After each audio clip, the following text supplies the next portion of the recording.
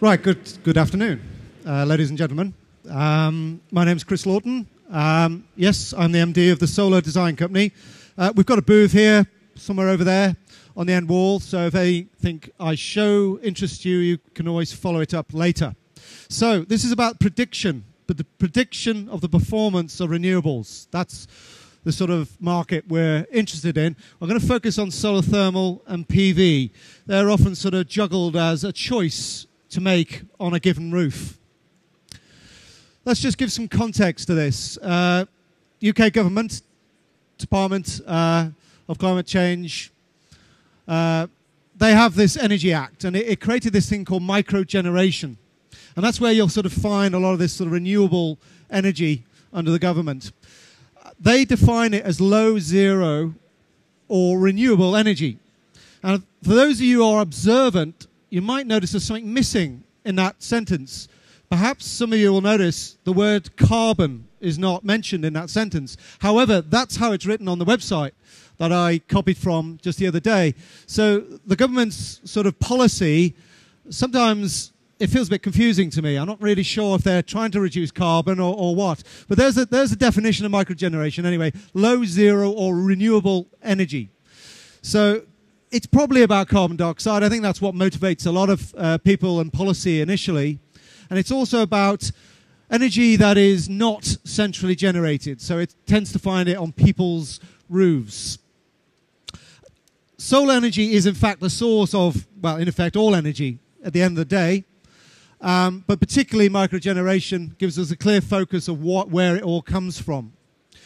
It's easier to define and split this renewable energy up into two sort of realms, either electricity, there, PV, wind turbines or hydro, and CHP creates electricity, and heat, that being solar thermal, heat pumps, biomass, and yet again CHP, because that does both electric and heat.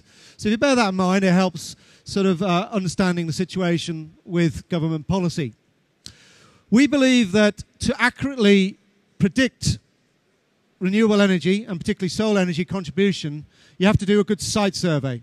You actually have to go to site and survey it. We think that is the basis of a good sound prediction. Whether it's retrofit or new build, we feel this is an important start.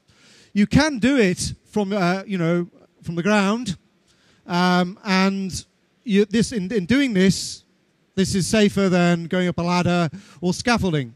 And if we can find techniques that you can do it from the ground, then a lot of companies are going to find that cheaper to do and are more likely to engage with it. You can also do it from your desktop.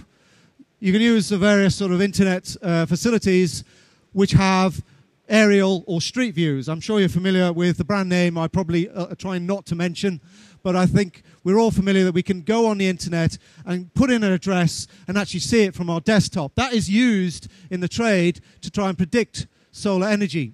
Well, we think it's a lot better to actually visit the site because that's the best way to anticipate the shading, which is so critical for solar energy. You can either quantify the loss of shading with a manual method called the percentage of sky reduction. That's a very simple way of assessing shading. But really what we need to do is quantify the loss of radiation, which is a subtle difference, but an important difference between these two techniques. So here's a screenshot. You can see the brand name bottom right-hand corner of our favorite search engine. And they've got a very nice feature where you can put in the postcode, and you can see here on screen a nice red triangle, rectangle around a building. It happens to be a football club. So on this building, you can use an internet tool to measure the length and width of that building. And again, you haven't visited the site yet. You're just doing this from your own computer. You can also work out what direction it's facing. So all done from your desktop. But what you can't easily do is identify the pitch of the roof of that building, and you can't work out the relative heights of the trees nearby. And also what you can't do from these aerial photos very easily is identify the roof features. So although an aerial view is quite useful for an initial study, I think it really benefits to being on site and taking precise measurements. The other thing I should draw your attention to is these aerial views sometimes are out of date. You can actually see a date at the bottom there indicating when it was taken in 2009. Well, that's a couple of years out of date. For all I know, that football pitch is covered in houses now. So we think customer confidence is diminished if we just carry on using desktop studies. We actually think that if you go to site, your customer is actually going to feel a lot more confident about you and your abilities to anticipate the performance. If you're going to use three-dimensional analysis for shading, which is the best way to analyze the effect of the radiation, the best way to do it is go to site and measure the heights of various features, like those trees that you can see on that photograph. These trees have a very strong effect on any shading on any nearby buildings. So measuring the distance away from the building and the height is quite important. And the modern way to do that now is using laser tool, which will measure up to 200 meters to the nearest millimeter very quickly indeed. Other ways we can now visit site and take accurate measurements is by using what we call a sort of panorama tool, which is basically a camera on a sort of pivot on a tripod. And it will create an image, as you can see on the bottom there, with the sun paths and the risk of shading now clearly quantified. These very quickly and precisely quantify the loss of radiation on that particular site. It also captures it as a permanent record as evidence should later on your customer come and ask you why the system is not performing quite as well as it might have.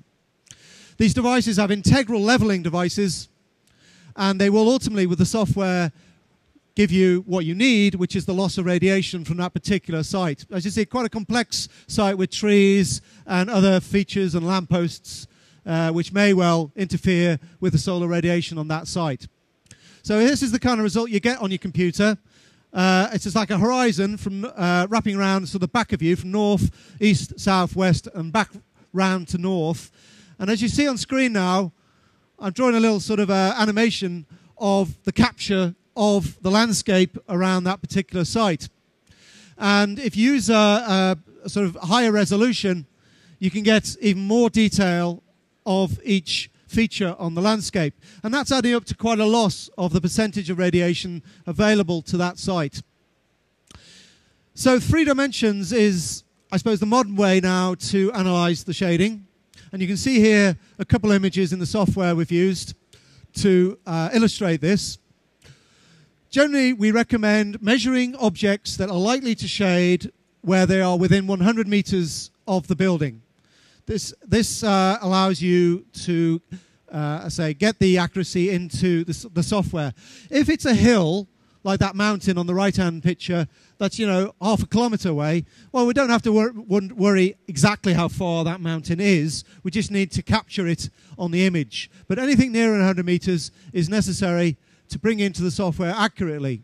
So we keep a 2-dimensional background, but we bring in the 3-dimensional objects nearby, such as a tree or a building. And the importance between trees and buildings is the trees drop their leaves during the winter sometimes. And this is important to anticipate to increase the accuracy. Here in the software now, we can take a picture of a building. We can easily import that using, say, even Bluetooth to transmit the image to your computer.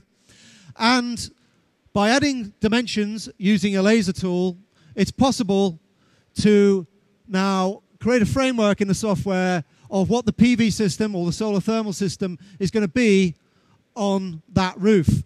And finally, you can move forward and show the customer what this building is likely to look at with a PV array on the roof. And you can go through various scenarios with the customer, showing them what it looks like. Because appearances are important, and some installations, to my eye, don't look very handsome. And I think it's important to engage the customer early on with whether they're comfortable with whether the renewable energy system is going to look nice on their house. We've now transformed that photograph into 3 dimensions, and it's even more easy now to go through various scenarios with the customer, increasing the size of the array possibly, and they can judge whether that's worthwhile. Here's an example of what can go wrong. Can anyone spot the problem? If you look on the right-hand house, we've got some solar PV modules, and right next to it on the left is a house which is shading it. So we're wondering if this customer was aware of what they're losing out. And I'm going to do a quick calculation for you on screen. To do that, we've brought that into 3 dimensions. Now, if we assume the array is that 1.25 kilowatt, and we assume it's a SAP climate, that's a sort of Sheffield average climate, if that array was absolutely optimal, south-facing, pitched up around sort of 35, 40 degrees, we think that customer would have got that, 1,130 kilowatt hours a year. But the reduction is caused partly by it being not in an optimal direction. So straight away, they lose a bit. Well, that's acceptable until you look at the shade. If you bring the shade in, you get a very strong reduction. So they're getting 17.7% loss compared to the optimum for those PV modules. And at current feed-in tariff rates, that's a loss of nearly $2,000 at the end of the 25 years. As long as the customer's aware of that, this is allowable under the MCS scheme.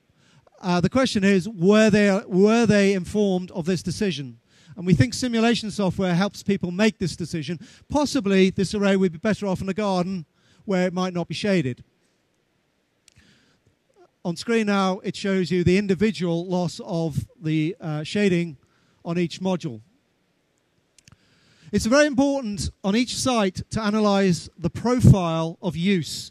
Electrically, this can vary between a house top left and then an office on the bottom right. And you can see in an office is more likely to use electricity during the day. This may well benefit the PV feed-in tariff arrangement better than a house would. So taking that thought forward into an analysis, we can see here if we take a PV system with full feed-in, so no use on site, eventually it does break even. Where it passes through the horizontal axis, that's a break-even point. If we take a house with its typical use of electricity, it's even better because they're making savings on the electricity. But it's the office that actually does best because they're using electricity during the day. And you can see here over 30,000 net present value on that particular array, that theoretical array that we're creating. So analyzing the load profile does matter. You can, in the software, take this information and present it to a customer, showing them complex information in simple form. These graphs, these charts, help get across what would otherwise be quite difficult information to get to explain. And so net present values and rate of return and the payback period, these are things that often are benefited from a graphical representation in the software.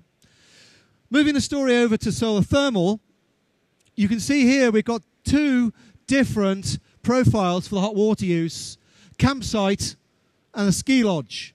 Quite a different use of hot water in the day and through the year. And you can see, for example, the campsite uses lots of energy, solar energy in the middle of the year, whereas the ski lodge clearly does not, as you can see on the bottom right-hand chart. So analyzing the load profiles are very important. Oops, sorry, I'm pressing the wrong button. Taking the information from the software, you can do an RHI calculation. We've got an online calculator on our website, and you can calculate the actual returns using the simulation software to create the energy. So let's look now at the campsite. In this case, solar thermal does get a payback.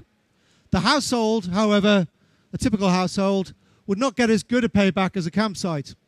And a ski resort, as you can see, unfortunately, does not even pay for itself. It does not use the energy at the right time of year. So load analysis does matter. So a summary. If you're assessing your technologies for use on particular buildings, be aware that heat and electricity are 2 very different values. Check that the customer is interested in the money. Some are not necessarily. Some are interested in the carbon dioxide benefits. Visit site and establish the conditions and perform an accurate on-site survey. This will lead to the most accurate performance prediction. In particular, we emphasize identifying the load profiles of each building. We also maintain that digitizing the landscape in terms of solar energy is an important step. Using simulation software, it's then possible to compare all these to show the customer. Thank you for listening. These are some of the sort of logos that are associated with our company. And, of course, I can take questions at the end. Care of the chairman. Thank you.